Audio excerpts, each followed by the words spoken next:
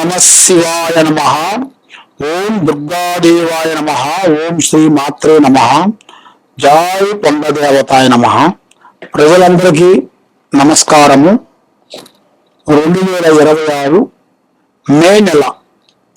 ఈ మే నెలలో రాశి ఫలితాలు 12 రాశులకి స్థితిగతులు ఎలా ఉన్నాయి, వాళ్ళ యోగ నక్షత్రం ఎంతవరకు వచ్చింది, మరి వాళ్ళ జాతక ప్రభావం ఎలా నడుస్తుంది, మరి ఈ నెల నుంచి వాళ్ళకి ఎప్పటి నుంచి ఎప్పుడు దిశ తిరిగే మార్గాలు ఎప్పుడు వస్తున్నాయి, వాళ్ళ స్థితిగతులు ఏమిటి, వాళ్ళ నామ నక్షత్రం ఏమిటి, వాళ్ళ యోగ ప్రాప్తి ఏమిటి అనేది ఇప్పుడు మనం చెప్పబోతున్నాం.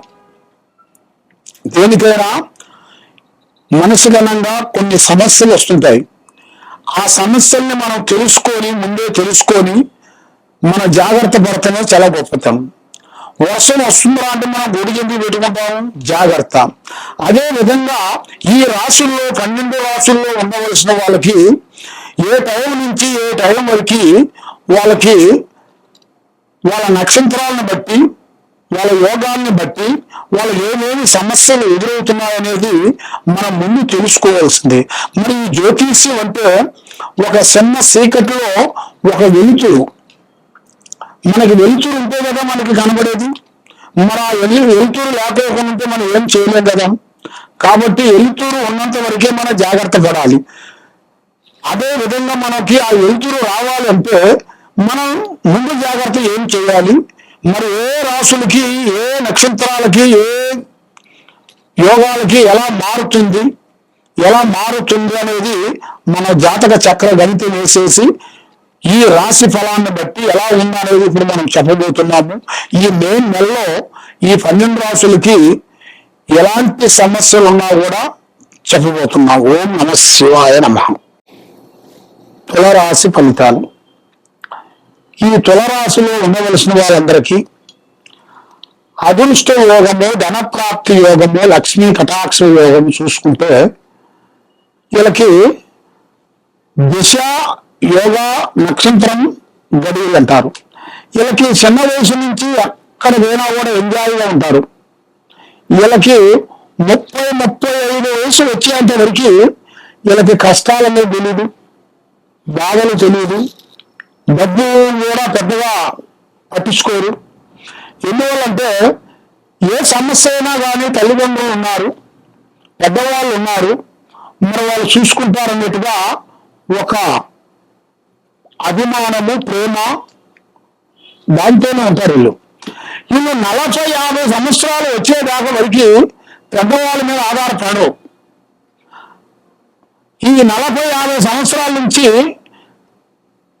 పెద్దవాళ్ళ నుంచి వీళ్ళు ఎప్పుడు ఆధారపడ్డారో ఆ ఆధారపడ్డవాళ్ళ నుంచి ఏమవుతుందంటే వీళ్ళకి సొంతంగా తీసుకోవాల్సి వస్తుంది.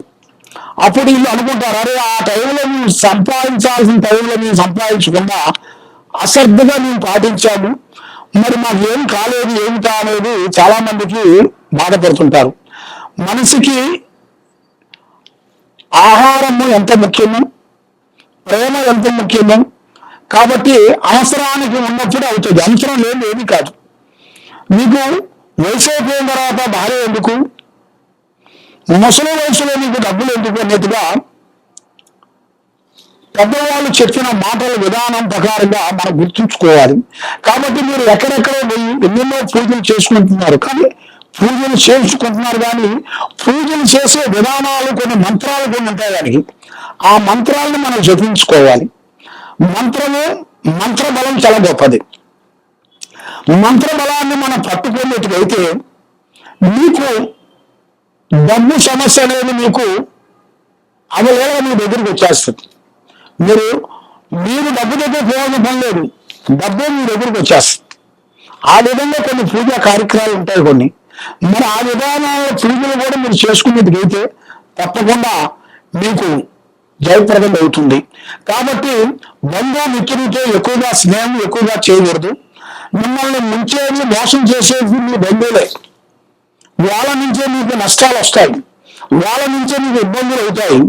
కాబట్టి మీ దగ్గర డబ్బులు ఉన్నాయరా అంటే అందరూ వస్తారు మీ దగ్గరికి.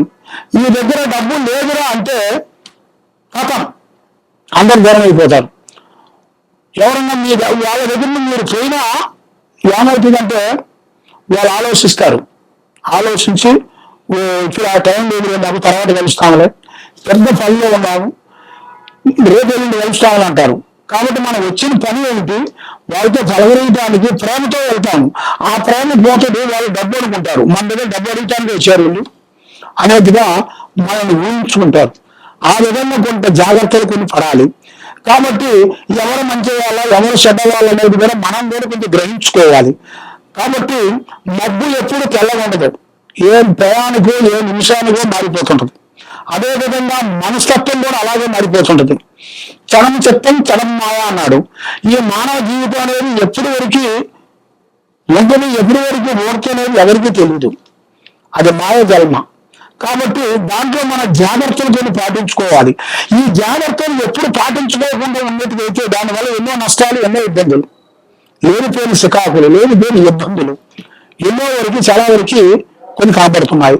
కాబట్టి మీరు ఏ కార్యక్రమం చేసినా ఎక్కడికి పోయినా కూడా మీ విషయాలని, మీ ప్లానింగ్ అని ఎవరికి చెప్పి చేయొద్దండి.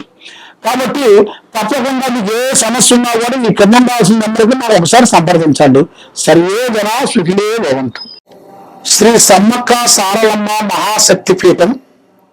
ఈ శక్తిపీఠంలో మేము శ్రీ కుబేర పూజా బలం చేసి ఎంతో మంది ప్రజలు ఎన్నో విధానాలుగా బాధపడుతూ మరి వాళ్ళకి మనశ్శాంతి లేక, డబ్బులు లేక, వచ్చిన డబ్బులు నిలబడకోకుండా ఉండటం, మానసికమైన ఒత్తిడి, పిల్లలకి చదువులో ఇబ్బంది, తల్లిదండ్రులకు భార్యాభర్తల్లో కూడా వైవాహిక జీవితంలో కొన్ని ఇబ్బందులు, ఇలాంటి సమస్యలతో కుటుంబంలో, వ్యాపారంలో, బిజినెస్ లో, రియల్ ఎస్టేట్ లో ఎన్నో బాధలు పడుతూ ఉండవలసిన వాళ్ళందరికీ మా శ్రీ సమ్మక్క సారక్క అమ్మవారు ట్రస్ట్ తరఫు నుంచి మేము కుబేర కుంకుమని పూజా బలం చేసి ప్రజలందరికీ ఇస్తున్నాము.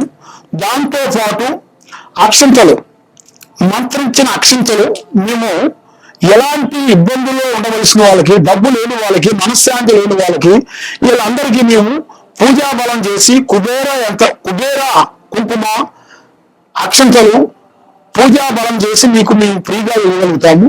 తప్పకుండా మమ్మల్ని సంప్రదించినట్టుగైతే మీకు ఆ కుంకుమ, ఆ అక్షంతలు పూజా బలం చేసి మీకు ఇవ్వగలుగుతాము.